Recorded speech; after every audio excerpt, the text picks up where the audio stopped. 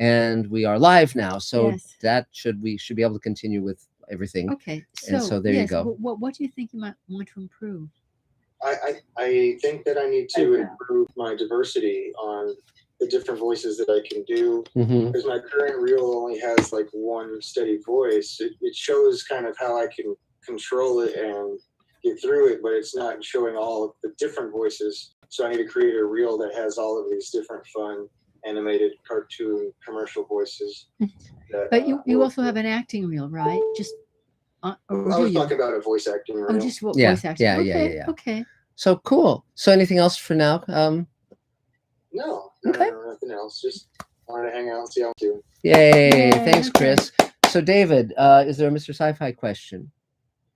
Not yet. I don't think they're quite grooved in yet. Catching up. Yeah, there were some on the other one though. So, but we don't know what those were because they're the drinker interview question. Yeah, that was a lot of fun. Critical Drinker he has his own channel on YouTube. Very funny and astute guy who comments on science fiction TV shows and movies. And we had a 3-hour streaming conversation yesterday, and it was very, very fun. So I'm sure he'll be posting it shortly, and people can check it out. And it was neat. I thoroughly enjoyed it. So yeah. So I guess Dave, do you want to jump in and take your turn? Yeah, sure. I've got a few things going on here. I'm looking upstream because I'm working on a piece for the colorist here at Space Command Land. For those of you who don't know or are listening only, I'm what's left of Dave Edison, your editor here at Space Command. Yes. And we're getting there. We're these last few steps are a little bit uphill, but we're solving a few issues, and we're getting the color done in a few scenes just to tweak it out a little bit. I think we've got all of the VFX shots now. Is that correct, David? Color on a few scenes. We're coloring 2 hours. Yeah. Well, I'm working on a few scenes, so prepared for the colors. But yes, we're working on 2 hours. Do we have all of the VFX, or is anything still pending? Nope, we have every VFX shot now. Cool. How about that, huh? That's something. Wow. I know you had mentioned that a week or so ago. I just want to make sure that nothing has been updated. So, the last shot was updated yesterday, which I was about to say to everyone. Oh, very good. Yeah, because I know you mentioned before. I guess that was a bit of an update from that. So, anyway, it's all looking good, and coming to you ASAP. We're working on the DVD extras and Blu-rays, or just the DVD in general. I've got to update the DVD menu files once we get the full color versions, and this and that. It's a lot of pieces. Some of them moving pieces. So anyway, cool. Other than that, can't begin to guess what's going on. Just vertical and breathing, and that can change at any minute. Well, but anyway. Well, good, cool. Congratulations! 3 cheers! Yay! That's Excellent. Thank you, one and all. Thank you for everybody for your interest and your enthusiasm and your patience. Well, Yay. thanks. You're very welcome. So great. Happy birthday, Judith. I'm sorry I couldn't be there, but guess what? I was working. Happy birthday. Great. So, but I can't believe that we have all this visual effects shots. I have to stop calling him crazy. No, you don't have to stop doing that. Yes. There's some evidence to that effect. So, but we're getting there. It's exciting. So, is there? So, David, is there another Mr. Sci-Fi question? There's one being worded right now. Okay, cool. Give it a second. Sure. Oh, here's one. Okay, cool. Hi, guys. Hi, everybody. Bruce Morris says, Mark, I have a telephone pole in my neighborhood with a wire that is hanging down and going into the ground. Reminds me of Twilight Zone Night Call. Was that an original story from Rod Serling? gosh, I'm trying to remember. Night Call, I think it was Matheson, and Matheson recommended the director Jacques Tourneur, who had done the Cat People back in the era of the golden age of Hollywood. But it's a terrific episode. Tourneur directed it in 2 days, which was a record at the time. Normally Twilight Zones took 3. It starred the great Gladys Cooper, who was also in George Clayton Johnson's episode with Robert Redford, and so it was, it's a great episode. So that's very evocative of that. So let's see. So Carol, I guess you're next. Oh, has Judith gone? Yes, she's gone. Oh, okay. Thank you. Hi, Judith. Happy birthday. Many more. That's so great. I have a little list. I always have a little list here. Please be careful. 2 of my friends just got back from New York and they have glaring COVID. Mhm. Oh, They my stayed God. in the hotel a lot except for all the Broadway shows they wanted to see. And they both got really sick. So Wow. please be careful, everybody. Sorry about that. I just got off the phone. It's not exciting news. Mhm. Yeah, tomorrow night I'm doing another staged reading, and I am playing a brash aging model. That'll be fun. Mhm. And it's cute. It's written cute. It's so I'll let you whatever. I'm just doing it because I want to have fun and I want to make the writer look good if I can. Uh-huh. So yeah, I'm honored. I'm honored to be chosen to do that. Some of my stuff that I've written is possibly being pitched in Cannes as we speak, if you can Mhm. believe it. I don't believe it. It's freaky. I mean, I know she's not lying, but very exciting. So I don't know. Okay. You know what's wild is I've been watching as many horror films as I could. I mean, Uh-huh. horror, not psychological drama, like horror. And the horror comedy films are chucked with sex, like gross, disgusting sex. None of it's even attractive and charming. It's disgusting. Mhm. And just Piranha 2 was on. Have I seen it since then? No, Piranha 2 was on TV. I know the producer who did Piranha 1. Huh. Oh, Piranha's going to be on. You know who the director of Piranha 2 was? No. James Cameron. Really? Yes, that was his first film. Wow. Well, knock yourself out. I know That how. was the film he did for Roger Corman when I worked with him on Galaxy of Terror.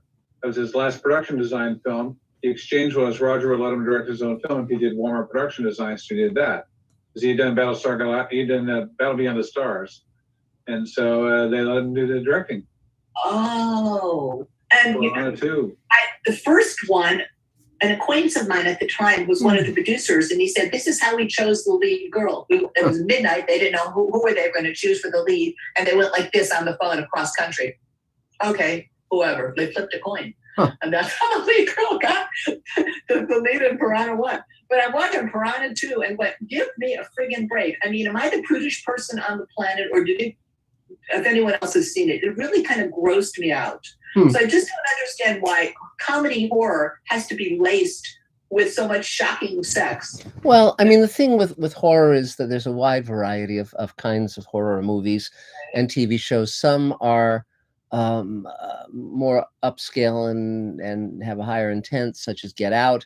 Others are just low quality, lowest common denominator, aimed at sort of kids on a date night, or things like that. So, it's true with any genre, which is there's going to be really bad films and really good ones. And so so I think that's pretty much all that can be said about that. If you I was were, kind of surprised. It was so over the top. Yes, Elaine? well, if you were around when the Western was popular, if you're that old, I am.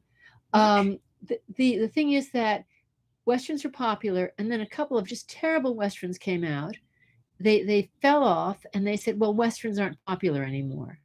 So, people tend to follow trends without understanding what they're looking at sometimes. It's just sort of like, there's some sexual things that happened that made a big sale. So you never know, because they seem to have trouble distinguishing quality from genre.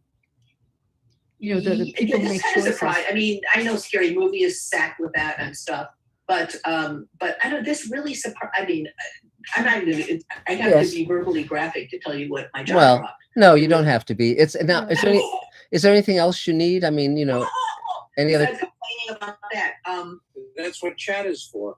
Yeah, yes, I guess so. But I mean, but anything else? No, I think I just everyone just be careful. Okay. And Yeah. No, I didn't see it, but thanks for the warning. Yeah, and be careful of piranha fish. And but actually, when I was a kid, I knew another kid who had piranha fish in his home in a tank, and he would feed ground beef to them, and so that was pretty interesting. they're meat eating. Oh my God, yes. Piranha? That's why piranha fish are. Did you see the film? They're flesh eating, I thought. Okay. Well, they eat What do you think flesh is? they eat animals. I mean, they'll strip a cow bare if a cow gets attacked by a swarm of piranha fish. That's it for the cow. That is just so weird. It is still so unkosher. Well, yes. Well, again, this is Well, this is you might have the piranha speak to their piranha rabbi. No doubt. yes. So, anything else, Carol? Oh, I'm good. Have a good night. Okay, thanks. Okay. Yay. So, Galinda, I see you're down there. Do you want to take your turn? Oh, yeah, we forgot the Mr. Sci-Fi question. David, is there a Mr. Sci-Fi question? Yeah, Scott Baker says, strictly speaking, if sci-fi is defined as speculative fiction, then can a conspiracy story like Mike Myers' new show, The Pentaverate, be considered sci-fi as its alternate history? I'll have to watch it. Yeah. I'll have to watch it to come back with an opinion. But yes, I mean, alternate history qualifies. Yes, absolutely, and often, So yes, I mean, yeah, it's a subject. Joke here. What? Gregory Krug says, "Do you want to save it for the next break?" Mr. Sci-Fi joke. It's pretty funny. No, go for it. Gregory Krug says, "What kind of car does Boba Fett drive?" Okay. It's pretty bad. Yes. Okay. A Mandalorian. Yeah, that's choice. So, well, yep. Thank you, Greg.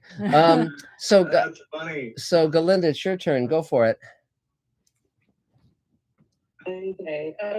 Well, I'm enjoying the dad jokes. I think that's pretty funny, actually. But I guess I've gotten used to Ryan Husk and his bad dad jokes and puns. But well, I got my new tires for my truck, and I got a spare for my truck because all this time I've been driving this truck and never needed to look, and just realized I didn't have one.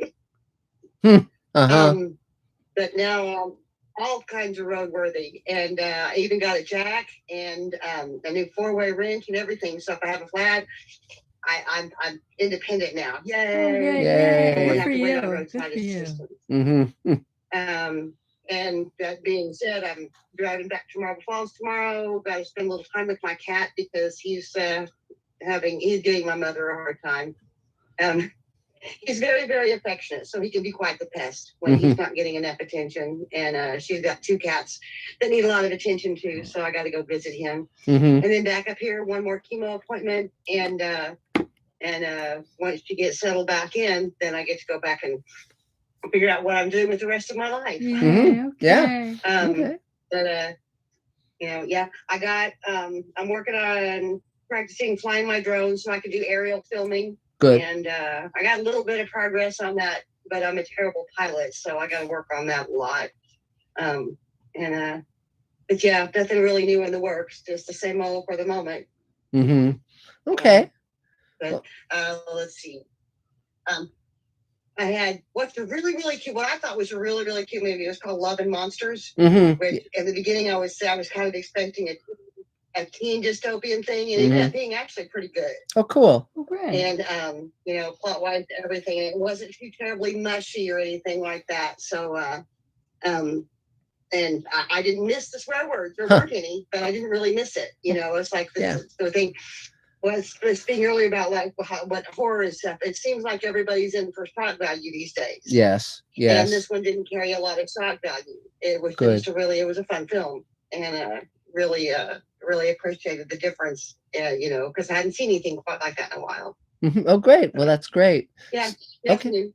Well, great. So, good to see you, Galinda, as always. 3 cheers. Yay. So, David, is there another Mr. Sci-Fi question? Yes, Mark. Bruce Moore says, hi. Mark, can you please give us a hint of what stories Rod wrote that never made it to production on Twilight Zone? Well, there were 2 pilots, one of which dealt with a futurist totalitarian state that executes people at age 60. It's a great script. I've wanted to make it for years, and Discovery Channel actually was going to do it with me as a producer on it, also doing a wraparound Twilight Zone documentary that I was going to do. And but CBS is just holding on to that, to all the unmade Rod Serling scripts. There was a very unclear wording in his contract. Rod clearly intended for any scripts that weren't made to revert to him, but CBS doesn't agree with that interpretation.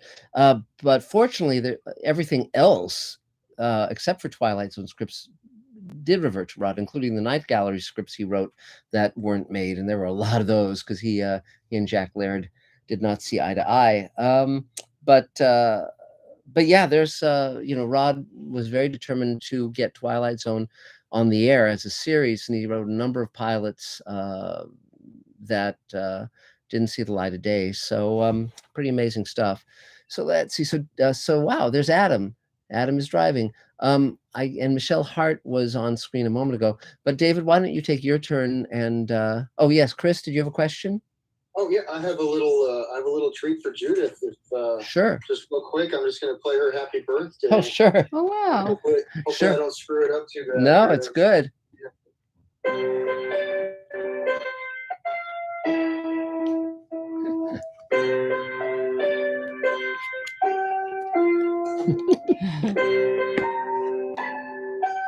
Oh, I messed it up. Uh-oh.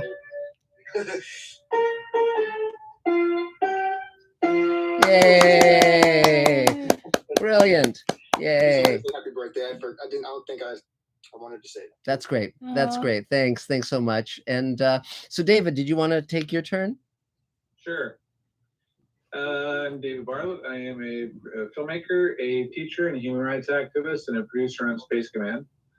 I have my career seems to be currently mostly involved with finishing 2 hours of Space Command, Yay. and it's getting closer all the time. Good. Despite adversarial forces, let's call them, Mhm. it is moving forward. We have the last visual effect in, barring any changes, of course, but the ones that we've approved and signed off on and have in the progress are in the cut. Mhm. We have color happening. We've finished most of episode 2 color. We finished about a third of episode 1 color. We'll have that done by Tuesday. And we're planning to have a screening next week for the Inner Circle to see where we're at. And it will be 2 hours of a more or less finished product. Yay. So I am working furiously on the sound mix right now, which I'll be doing to the second air as soon as Adam takes over the Mr. Sci-Fi questions. And finishing that up by Tuesday also, at least that's the plan. Cool. So, let's see, what's next? Volunteering on Space Command. Shooting always happens. It Mhm. always comes up one way or the other. Mark is not to be stopped. Yay. So if you want to work on the shoots of Space Command, you can stay in touch. You can also email me. My email is davefilms, DAVEFILMS @hotmail.com. And I can hook you up with sometimes paid jobs and sometimes volunteer jobs. And you never know what's around the corner with Space Command. You actually literally never know what's around the corner with Space Command. Mm-hmm. So you can contact me and see if you want to get involved. Mm-hmm. Now, as far as the table email goes, if you are new to the table, which no one on the screen right here now is, but if you know some people that want to be involved, first they come to an event, one of our events here, and then we invite them to the table email. If you have problems with the table email, or if you need to get on it, let me know. I can help you with that too. If you have anybody that's you're having difficulties with table emails, you can talk to me about that too. Although that's very rare these days. It doesn't happen very often, which is good because we keep that very clean, the line very clean, and it's a good line. Mhm. So anyway, that's it. And I will put in the chat my email address, and then Adam's going to take over the Mr. Sci-Fi questions, starting with the one I'm going to give you when I'm done, so he can tell where we're at here. Mm. And that's it for me. Yay! 3 cheers. Now, there's actually a Mr. Sci-Fi question I do want to answer And by the way, happy birthday on Saturday, Mark Lungo, a longtime fan. If you email me your current mailing address, I'll mail you something fun that I just came across. And but the question was, Sliders went downhill. Was that on you? And the answer is no. I was the producer and writer on the 4th season of Sliders, and I'm very proud of the work we did on during that season. Then I was not the producer on the following and final year of Sliders. I left, and so the last terrible season of Sliders, that is not on me at all. But season 4, we did some really, really fun stuff. So that's it. Let's see. So Michelle Hart, I see you there. So go for it. Take your turn. Oh, we can't hear you. You have to unmute. Unmute. Oh, better? Okay, great. Yes. Yes. Thank you. Okay. I'm here. I'm fine. I'm trying not to catch COVID, although people all around me seem to be coming down with it, which is interesting. I'm not turning up anything at the moment except background work, for which I am seriously grateful because it's work.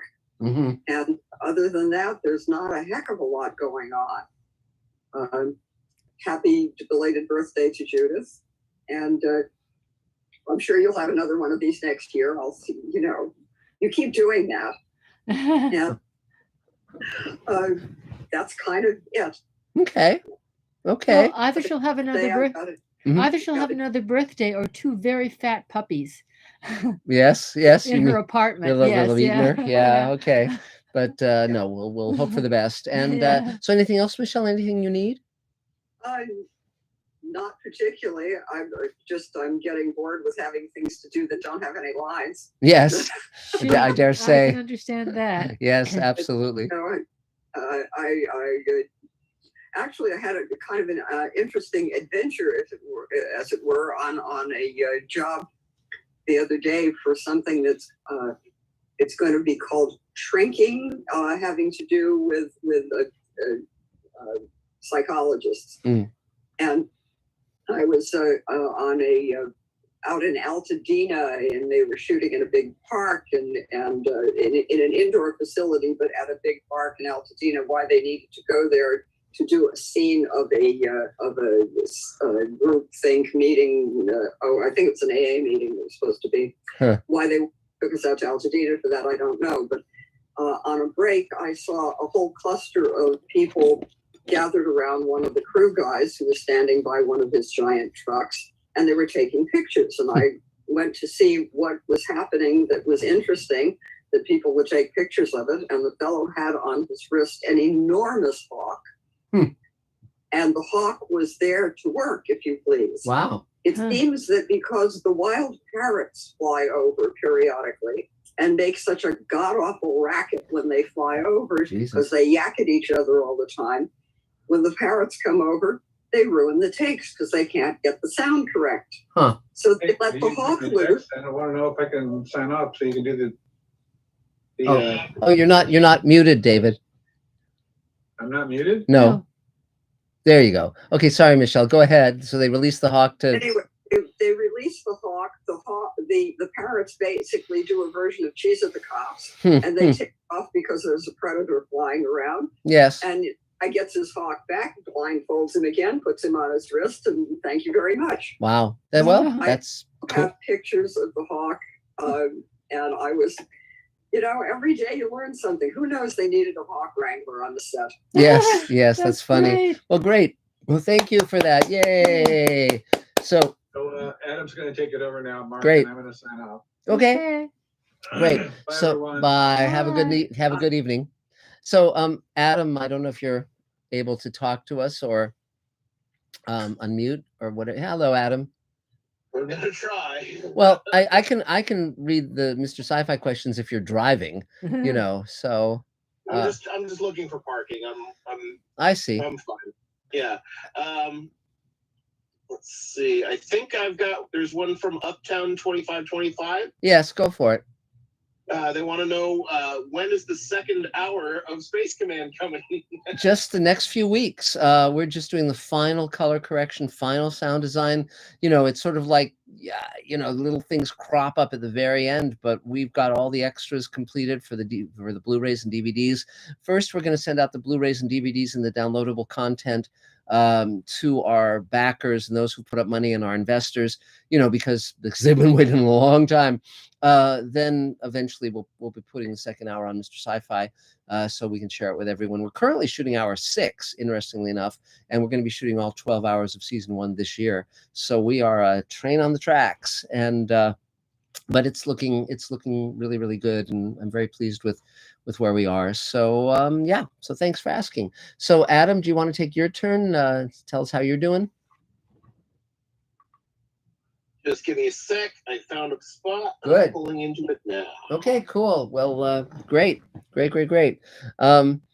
Someone, Scott Baker. Can I just say something? Yes. I have 2 doggies who are asleep because they've been frantically chasing these lamb chops all over the place. And they just love them. Right. Thank Yeah, you so it's much. lamb puppets of Lamb Chop. The you know, the character, not real lamb chops. She got 2 from David Bartlett, 1 from us, so she went home with 3 lamb chops, three doggy lamb chops. Oh my God, I love that so much.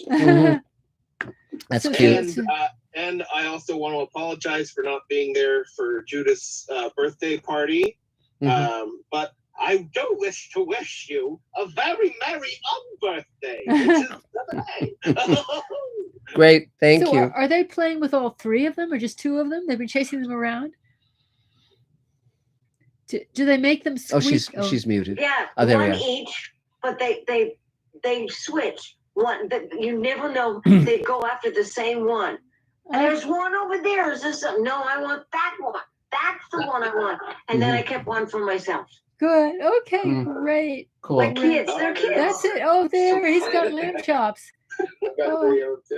He's Great. got some himself. Oh, that's cute. That's very great. cute. That's great. So So lovely. Okay, so I can take my turn. Okay, go for it, Adam, okay, please. Yeah. So hi everyone. This is Adam Sartain coming to you from my car because I've been commuting from Orange County every day for the past week, which has been crazy. I am working at the thanks to one of our own table members. I've been working at the Star Wars Celebration. Wow. They've contracted out with a company to handle the registration, the different booths and stuff. Cool. So I'm handling registration. So it's work, it's money coming in, so it's good. And then also I'm working on Space Command. Getting stuff done, getting other perks finished in the meantime, So we're working a lot on that. And for those of you who don't know, I have a podcast called Inside Animation, where I talk with anyone and everyone in the animation industry, including artists, voice actors, producers, directors, etc., etc. And no new episodes yet lately on that one, but I'm always open for new episodes. And what else? Oh, yes, my play. Well, it's not my play. I didn't write it or anything. But I'm in a musical that's workshopping. I had a couple of table members, not last week, but the week before, come and see me. So that's great. If you guys want to come see, it's called Elephant in the Room, and the website is elephantmusical.com. Cool. You can check that out. We have performances this weekend, and next week we'll be in at Aliso Viejo High School in Orange County. And what else? I think that's all for me for now. Okay. Yeah, good. Congratulations. Good work. Cheers. Yeah. Excellent. So now also just to mention, Scott Baker asked what the Critical Drinker was. That's a guy who posts on YouTube and he pretends to be drunk, and he reviews science fiction TV shows and movies, and he's very, very funny. There's dogs being shown to us, cute dogs, Christopher's. Christopher's dog is and wonderful. yeah, and and this Judith's. is an amazing dog. Yeah, What yeah, a yeah, cute yeah, puppy. yes, but our Mr. Sci-Fi, That's Elaine, right, our yes. Mr. Cute Sci-Fi puppies. audience can't see it, so Oh, you can they can't see imagine the it. cute Yes. puppies. Yes, So very cute know. puppies. We'll be showing Okay. cute puppies. Yeah. Well, yeah. That there's into that. Okay. So, is there a Mr. Sci-Fi question, Adam? Oh, Oops, he's Adam. gone. Adam's gone. Okay. So let me see if I can find. Hold on. I got it. Oh, okay. Okay. Good. I have to switch screens to be able to read them. So, Okay. It was, have you ever read, hold on. Let me go back to it. Where did it go? Hold on. Sorry. Mm. There it is. Okay. Yes, from Mad Shanghai Army 2. Mm-hmm. Says, have you ever read the script for the 2009 Star Trek movie? No, I haven't. I liked the 2009 Star Trek movie. The two sequels less so, but no, I haven't read the script, and I have not actually felt a strong desire to. I have actually read the script of the unmade Star Trek movie, in which Kirk and Spock and McCoy first meet at Starfleet Academy, and that was Harv Bennett was going to produce that. It was going to be Star Trek V, and instead they did the Shatner version. But they actually had planned on recasting young actors, to play Kirk, Spock, and McCoy back then. So, and I liked that script a lot. I thought it was very good. That's about it. So, let's see. So, I guess it's your turn, Elaine. Right? Good going. Go for it, Elaine. Talk quick. Talk quick. Okay. We're both just keeping really busy. We have a lot of things. Well, we're just waiting for the money. We have money, but it's like how we're going to juggle it. Mm-hmm. So we have a number of active projects where we're doing some polishing, some rewriting, and just plain money hunt to get it on its feet. So we'll soon be in active production on a lot of different things, which is potentially good news for everybody. So yeah. I guess that's all. Just keeping busy and doing the things that you do, which is, as you improve things and move forward, you keep finding other things that you thought were okay that suddenly aren't okay as the things around them get better. Mm-hmm. So just the constant push toward something being really wonderful, and that's fun. Cool. So I guess that's it for me right now. Okay, yay, Elaine, wonderful Elaine. So Adam, is there another Mr. Sci-Fi question? Yes. One moment. Let me switch over here. Okay. I have something from Kevin Scott 76. Hi, Kevin Scott. You'd probably like to know J.P. Poole, who interviewed you, has been taken into the fold at the Orville. He was invited to the premiere of season 3 and interviewed everyone. That's cool. That's cool. I mean, I want to catch up with the Orville because, I've only seen most of this first season, and I know the show gets better as it goes on. So I will be checking it out as it continues. And I'm enjoying Strange New Worlds so far, but I'm very eager to get Space Command out there so people can see what we've been up to all this time. Very much in the same genre as those two shows. So, but fortunately, it's a very different vibe, very different.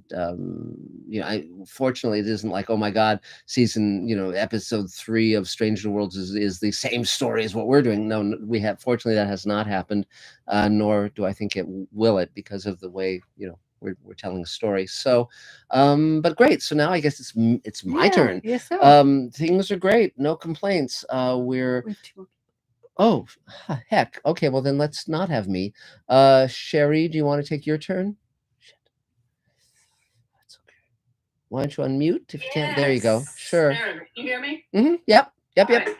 So I got this great book this week. Yay. 3 cheers. Greenlighting Yourself by Mark Zicree. Greenlighting Yourself by Mark Zicree. So when I come down to LA, I'm going to bring it because I want you to sign it. Happy to. And let's see, I'm just planning a new table read for June 8th, and Adam's helping me with that. And I've got about half of it cast, so I'm going to put out another email to the table just to get some more male readers. So that's basically what I've been working on. Cool. So is there anything else you need? Nope. Okay. Congratulations. Yay. 3 cheers. Yay. Good. So is there another Mr. Sci-Fi question, Adam? Yes. I have another Scott Baker question. Okay. Pull that up for you. Go for it. Judson Scott, the actor who portrayed Khan's son in Star Trek II, starred in a painfully short-lived series called The Phoenix. It had all the makings of a great show. What happened there? Well, I mean, a lot of times they don't get the audience that they hope for, or the executives change at the network and they suddenly lose the person who's promoting that show. So any number of things can happen. I do remember that show vaguely. It's been a long time since I've seen it, but I liked that actor, and I think he's extremely good in Wrath of Khan. So it's though it's funny because although he is Khan's son, they don't really overtly say that in the film. But no, I liked him. He said, he was a distinctive actor, and I don't know what's going on with him now. I don't know if he's still, with us, but yeah, I liked him very much. So now it's David Goldenholtz's turn. Hi, David. Good to see you. Nope. Unmute. Oh, look out. Can you unmute? Yeah. There you go. There you go. Yeah, we got yes, you can hear me. Yes. Yeah. So hi, I'm David, and I do voice acting, I do editing, and I also do sound design, sound editing, all that. And I'm just here. I haven't been here in quite some time. And I see a few new faces, see a lot of old faces, some people that I haven't seen quite some time, but just wanted to catch up and see how everybody is. Cool. So, Cool. Yeah. Anything you need? Just some work, basically. Yeah. Okay. Well, good. What specifically work are you looking for?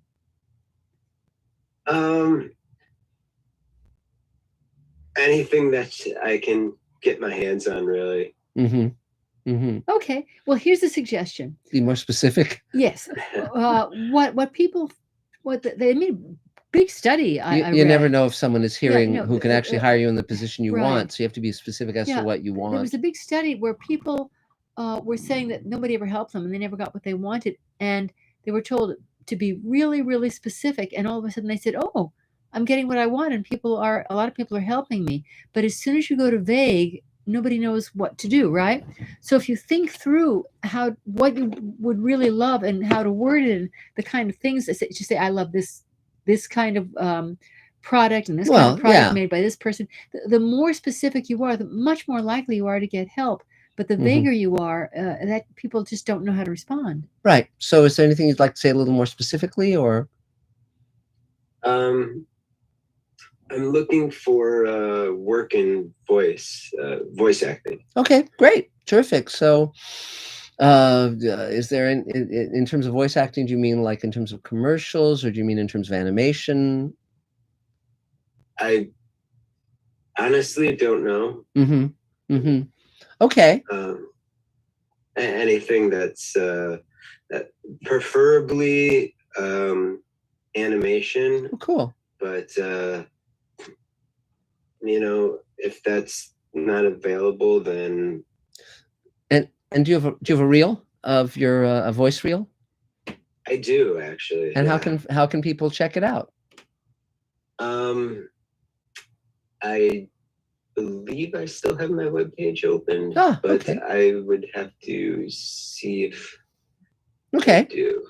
Okay, great. And so yeah, and if you wanted to put a link to it on the table email or something, you'd be welcome to. Okay. Okay. Anything else, David? No. Yay! 3 cheers.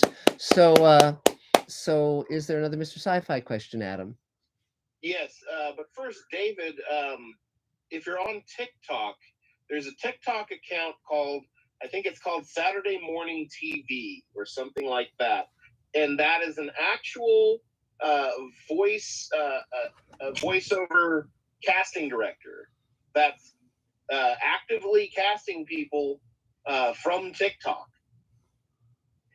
So she puts out little quote unquote challenges, and all you have to do is duet them and do the challenge and show that you can, do the voice.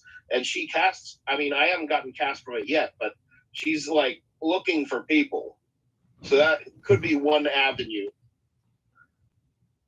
is to look on TikTok. What was her handle, Adam? Saturday Morning TV, I believe, is the handle. Cool. All right. Now on to the Mr. Sci-Fi question. Yes. Which is from, let's do one from Zero Tech. Sure. Was Charlie Jade in any way connected to Sliders? I don't know who Charlie Jade is. so I guess I don't know. That's not my department. I don't know. I would need more information. So, but let's try another. Yeah. One. Oh, here we go. Here's one from Juan Suros. Sure. Who says, we see European mythology in sci-fi occasionally. Yes. Do you think it likely other cultures, like Egyptian, Chinese, Indian, African, will be mined for story ideas? Yes, and they actually have been. I mean, Stargate used Egyptian mythology and the visual style. There's many. The trick is always to find storylines or mythologies or histories or cultures that resonate with a Western audience, if it's intended for the Western market. But yes, particularly in novels, a lot of science fiction writers have mined different cultures, different histories. So, but more and more they're doing it now in television and film. But it's again just making sure that people respond to what you're telling them. I mean, the thing about when you use Western myths or Christianity or anything like that is a lot of people know those myths and know, the Jesus story or whatever, or Moses. But when you go to other cultures, the audience will probably not know those references, whether, it's Krishna and Vishnu and all that stuff. So, Baba Ganoush. But so in a way, it's a little more heavy lifting when you're using a different belief system, because you're having to educate your audience as to what's what, whereas you can make certain assumptions with a Western audience in terms of what they know about Western culture, Western history. Joe Rubin handled it interestingly. Yes. Bruce was a Buddhist, and he did a film where he put things into a Christian context, but had a Buddhist message.